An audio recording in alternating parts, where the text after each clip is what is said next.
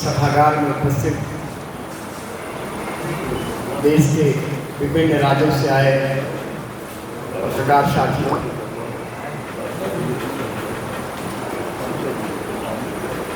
आपने हमें बोलने का मौका दिया, इसके लिए हम आभारी हैं। आपने कहा बिहार की स्थिति, रियलिटी ये है कि बिहार में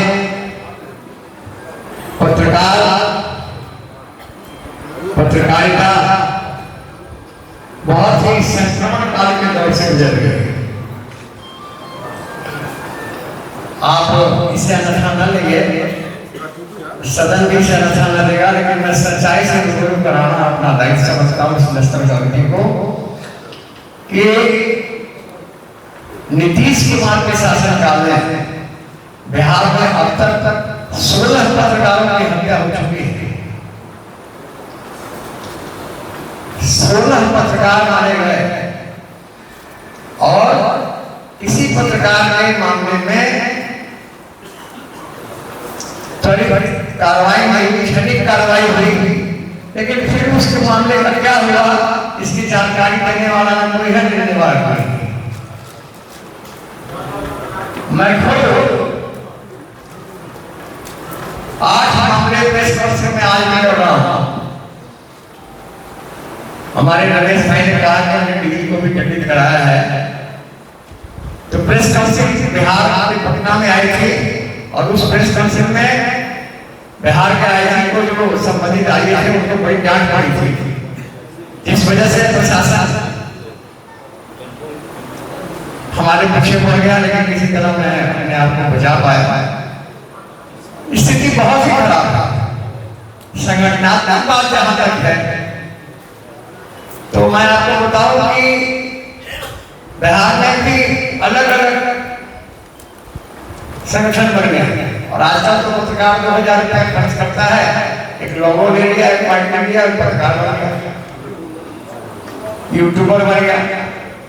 हमारे बिहार सरकार में जो यूट्यूबर है, जो पोर्टल चलाते हैं, उनको भी मान्यता दे दी है और उन्हें भी एक श्रेणी बना के उनको भी विज्ञापन मिलने लगा है। एक लिमिट बांध दिया है कि जो 1 लाख से ऊपर के होंगे उसके व्यूअर्स, उसको उन्होंने अपनी सूची में दर्ज कर दिया है। दादा ने बहुत अच्छी बात कही कि आप सबके लिए कौन से बना रहे हो, बार बार से ले कौन से मीडिया के लिए कौन से बहुत जरूरी है। तो मैं आपको बताऊं, मैंने विधानसभा में और 3-4 बार मामला उठाया पत्रकार सुरक्षा कानून का। इवन मैंने महाराष्ट्र का वो कॉपी सर्कुलर दिया, जहाँ महाराष्ट्र पत्रकार सुरक्षा कानून 2016 बना हुआ है और जिसमें इस बात का प्रोविजन है कि सिर्फ पत्रकार सुरक्षा कानून का मतलब ये नहीं कि आप पत्रकार हो अगर किसी के साथ जाते कीजिएगा तो आप उस दायरे में नहीं आएंगे, आपको कुछ दायरे में आना है। लेकिन अगर आपको कोई तंग करता है तो वो तो कानून है उसके लिए, और इसके लिए कानून बनना ऐसा चाहिए कि सही में पत्रकारों पर अगर हमला होता है, पत्रकारों को अगर प्रताड़ित किया जाता है तो सिर्फ मामले में केस दर्ज हो और कम से कम 1 साल तक उसको 1 साल तक की कोई सुनवाई नहीं, जमानत की कोई सुनवाई 1 साल तक नहीं होनी है, कोई पिटीशन नहीं लेना है। ये इस तरह से अगर बने तो बहुत बढ़ेगी। आप आज हम यहाँ बैठे हैं, बातें बहुत है, बहुत लंबी चौड़ी बातें हैं। लगभग 80 मामले आ रहे हैं मलेशिया का, बिहार के डिपार्टमेंट में लड़ रहा हूँ, मैं भी उसमें एक हूँ। लेकिन हमारे साथ दिक्कत क्या होता है कि हम जब संघर्ष करते हैं तो हमारे अपने ही लोग जो है वो मेरे लिए ज्यादा लायक है। इसे बड़ा मत मानिएगा, ये सच्चाई है। हमें से बहुत ऐसे लोग भी हैं जो जज बन जाते हैं, तो हमें अपने बीच जो छिपे हुए जज हैं उनसे पहचानना होगा, उनसे बचना होगा और तब हम जाकर फिर अपने घर तक पहुंच सकते हैं। ये बड़ा सुंदर प्रस्ताव है और मैं समझता हूँ, मैं 2016 के आसपास से जुड़ा हूँ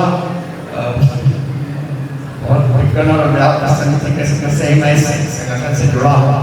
मैंने परमानंद पांडे को देखा है और आज दादा के साथ ही नहीं आए, कई सम्मेलनों को दर्जन पर से ज्यादा सम्मेलन मैंने तुमको से लेकर के और आपके अमरकंटक तक मैं आया हूँ यहाँ तक।